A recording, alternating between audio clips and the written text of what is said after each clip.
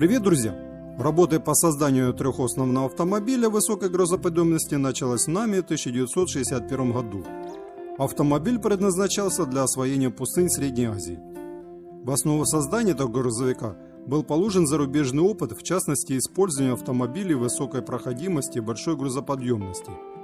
В лидерах таких больших грузов были французские машины, созданные для работы в африканских колониях. Это были капотные грузовики Berliet T100. Но в качестве примера для разработки советского гиганта решила взять грузовик другого французского производителя Willem, 25-тонную машину Willem W8SA 1954 года. Нами даже получили грузовик от француза для сравнительных испытаний. В начале конструкторских работ были проведены исследования компоновки основных параметров трехосного автомобиля.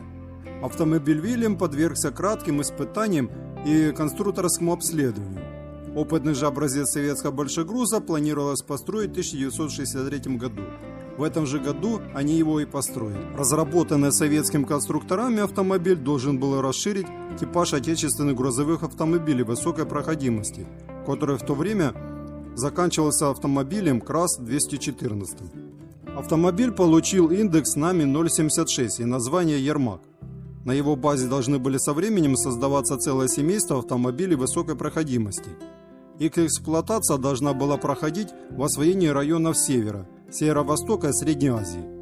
Для будущей Ермака не стали брать в основу компотную кабину Willem W8SA, а выбрали прогрессивную для своего времени компоновку со смещенной вперед за пределы колесной базы кабины. Кабина имела трехсекционное лобовое стекло, а также двойные боковые стекла, термоизоляция для защиты водителя от жары и стужи.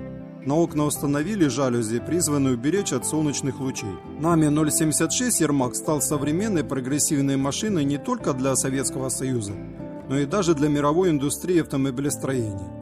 Этот огромный грузовик отличался полным приводом с проходным вторым мостом и трехступенчатой гидромеханической коробкой передач. В нем же особое внимание уделили охлаждению трансмиссионного масла, учитывая специфику работы.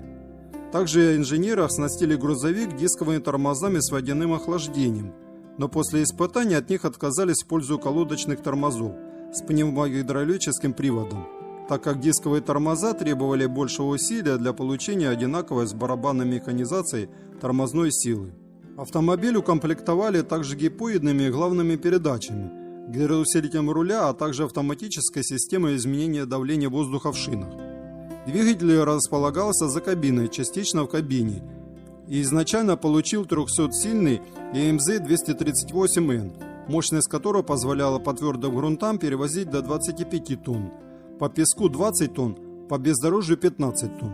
Так как автомобиль предназначался для перевоза крупногабаритных тяжелых грузов в условиях бездорожья Средней Азии, севера и северо-востока страны, при обслуживании нефтепромыслов, обеспечении лесоразработок, строительстве, кузов автомобиля выполнили в виде стальной платформы, не имеющих бортов. В задней части платформы были сделан скос, оборудованный роликами для затаскивания груза на платформу с помощью лебедки. Машина получилась очень габаритной, длиной более 10 метров и шириной более 3 метров, высоту 3 метра. Его колесная база равнялась почти 6 метрам. Весил гигант 21 тонну, а полная его масса равнялась 47 тоннам. Максимальная скорость 65 км в час и мог преодолевать снег глубиной 1,5 метра. В 1968 году НАМИ выпустил экспериментальный экземпляр Ермака, который был включен для проведения испытаний в состав 45-тонного лесовозного автопоезда на Челутаевском промхозе Забайкальлес. Они показали, что у Ермака недостаточно мощности двигателя, требовалось улучшить плавность хода и другие недостатки. Все недостатки устранили на модернизированном экспериментальном автомобиле высокой проходимости НАМИ 076М. Он имел компоновку, аналогичную предшественнику.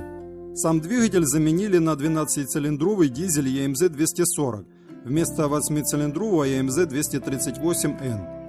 Также улучшили плавность хода за счет изменения конструкции передней подвески и применения других. На НАМИ 076М разработали новую двухвальную раздаточную коробку. Изменения коснулись и кабины. Установили новые сиденья, пульт управления, привод стеклоочистителей. Применили легкосъемный капот и убирающие подножки.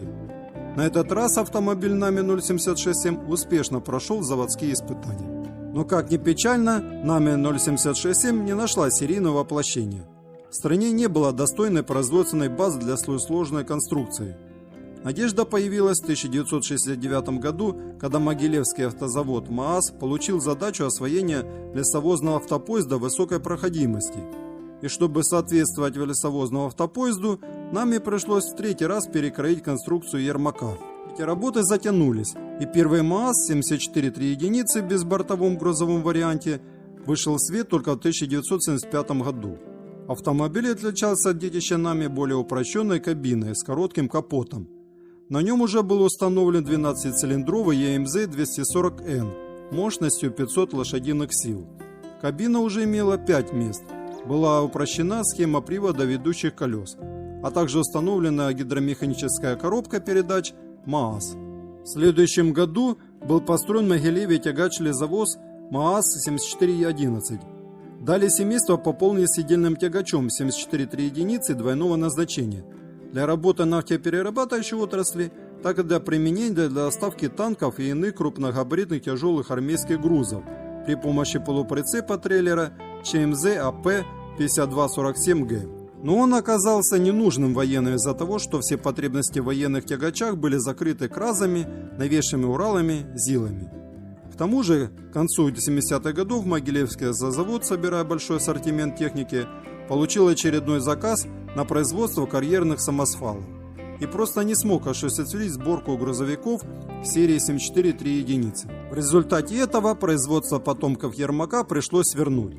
К тому же другие автозаводы СССР уже наладили выпуск подобных автомобилей, которые уже превосходили по всем параметрам детища Nami. Вот так и закончилась короткая жизнь советского великана Nami 076 Ермак, который даже не пошел в серию. И если мой ролик вам понравился, ставьте лайки, подписывайтесь на мой канал. Также приветствую ваши комментарии под видео. Желаю всего хорошего, пока-пока.